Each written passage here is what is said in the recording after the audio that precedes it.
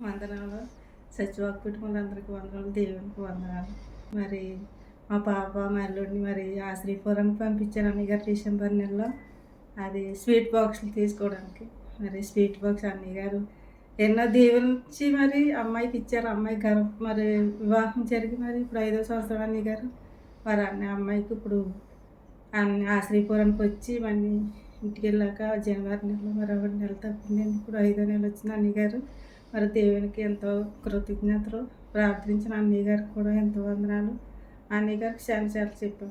మరి నా కోడలికి నాకు కుమార్తె గర్భఫలం కూడా ప్రార్థన చేయండి అన్నయ్య గారు. అట్లా తెలియదుగానే అన్నయ్య గారు ప్రార్థన చేశారు.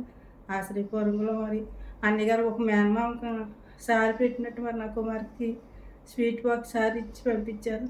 అలాగనే మరి జనవరిలో 1 నెల తప్పింది. ఇప్పుడు 5వ నెల అన్నయ్య గారు. మరి మీకు ప్రార్థించి అన్నయ్య గారికి వందనాలు. దేవునికి ఎంతో కృతజ్ఞత. దేవుడికి నేను ఏమి ఇచ్చి రుణం తీర్చలేను. దేవుడు నా పట్ల, నా కుటుంబం పట్ల, నా బిడ్డల పట్ల ఎన్నో మేలు చేశాను. మరి నేను మరిచిన ఆయన మరుంటి దేవుడు. మరి ఆయనకి ఎంతో కృతజ్ఞత.